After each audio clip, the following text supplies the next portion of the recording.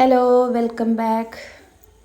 നമ്മളെ ഇൻസ്റ്റയിലൊക്കെ വീഡിയോ ചെയ്ത സമയത്ത് ഒരുപാട് പേര് റിക്വസ്റ്റ് ചെയ്തിട്ടുള്ളൊരു വീഡിയോ ആണ് നമ്മൾ ചെയ്യുന്നത്.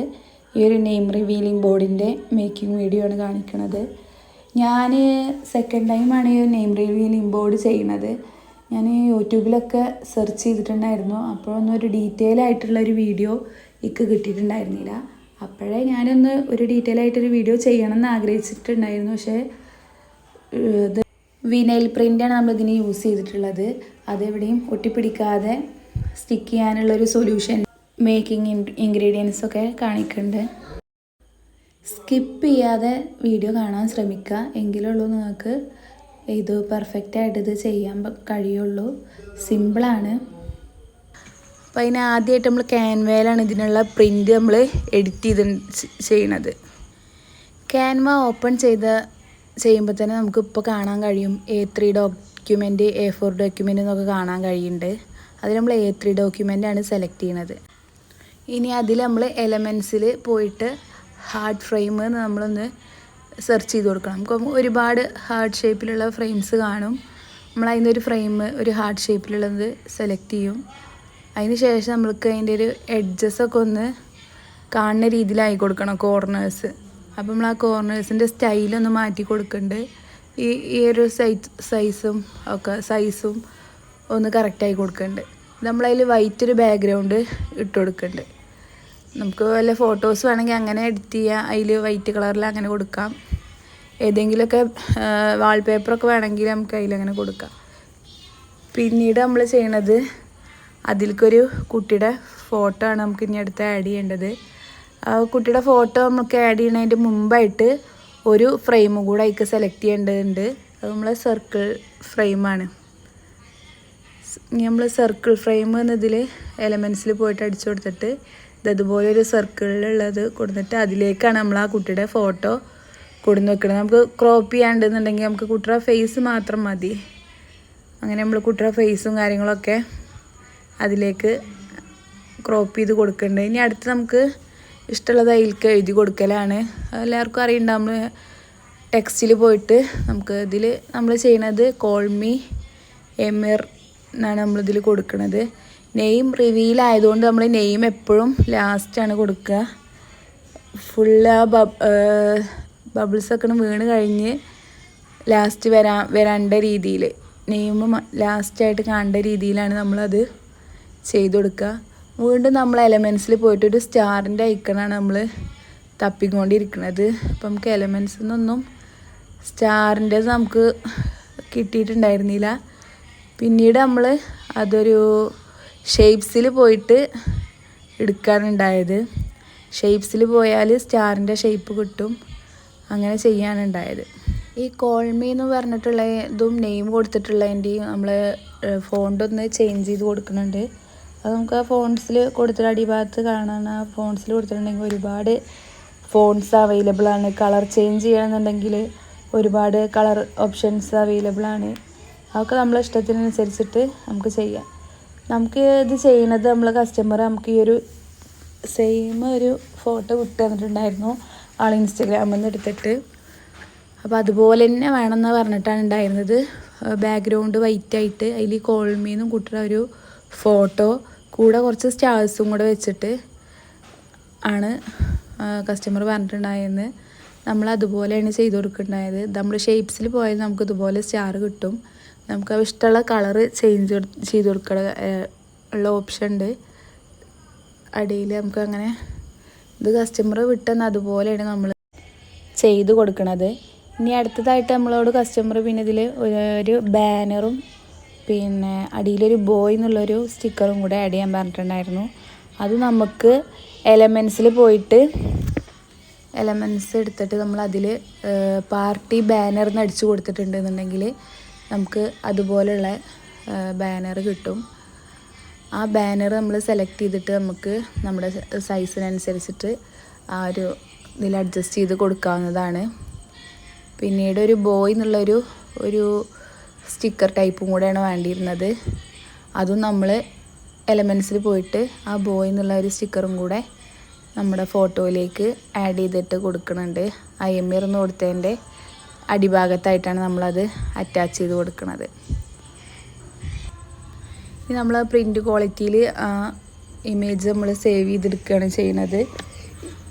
ഇനി നമ്മളിതൊരു ഫോം ബോർഡിലേക്കാണ് ഇതൊന്ന് ഒട്ടിച്ചെടുക്കുന്നത്. ഇതൊരു 2 mm തിക്നെസ് ഉള്ള ഒരു ഫോം ബോർഡാണ് നമ്മളിവിടെ എടുത്തിട്ടുള്ളത്.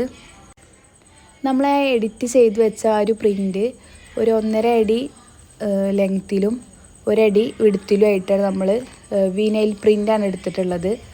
കസ്റ്റമർക്ക് അത്യാവശ്യം നല്ല സൈസ് വേണമെന്ന് പറഞ്ഞിട്ടുണ്ടായിരുന്നു. അപ്പോൾ നമ്മൾക്ക് ആ വിനൈൽ പ്രിൻ്റ് നല്ല ഈസി ആയിട്ട് എവിടെയും ഒട്ടിപ്പിടിക്കാതെ നമുക്ക് ഫോം ബോർഡിൽ ഒട്ടിച്ചെടുക്കാൻ വേണ്ടിയിട്ട് ഞാനിവിടെ ഒരു സൊല്യൂഷൻ ഉണ്ടാക്കിയിട്ടുണ്ട്. ഇതാണ് ആ സൊല്യൂഷന്. ഈ സൊല്യൂഷനിൽ നമ്മൾ എന്താണ് ആഡ് ചെയ്തിട്ടുള്ളത് എന്നുള്ളത് നമ്മൾ വീഡിയോയുടെ ലാസ്റ്റ് പറയുന്നതാണ്. അപ്പോൾ എല്ലാവരും വീഡിയോ സ്കിപ്പ് ചെയ്യാതെ കാണാൻ നോക്കുക. നമ്മൾ ഈ സൊല്യൂഷൻ ഉപയോഗിച്ചിട്ട് ഫസ്റ്റ് നമ്മൾ ഈ ഫോം ബോർഡിലുള്ള ഡേർട്ടും കാര്യങ്ങളൊക്കെ ഒന്ന് ക്ലീൻ ചെയ്തെടുക്കുന്നുണ്ട്. അങ്ങനെ നമ്മളൊരു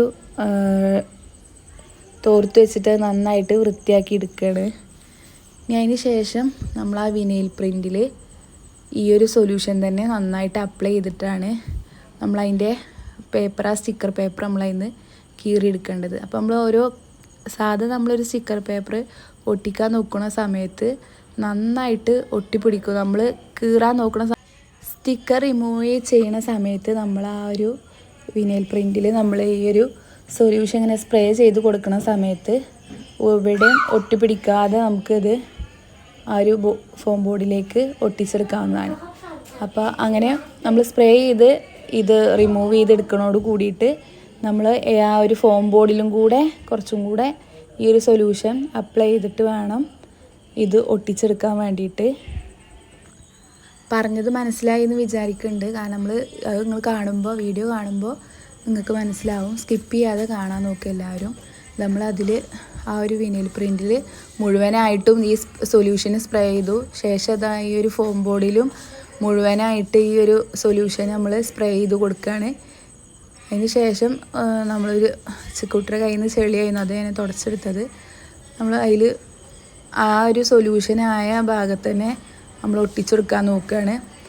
ഒരാൾക്ക് തന്നെ നമുക്ക് ഒറ്റയ്ക്ക് ഒട്ടിച്ചെടുക്കാവുന്നതാണ്. എന്നാലും മോനെന്നെ ചെറുതായിട്ടൊന്ന് ഹെൽപ്പ് ചെയ്യണതാണ് കാണുന്നത്.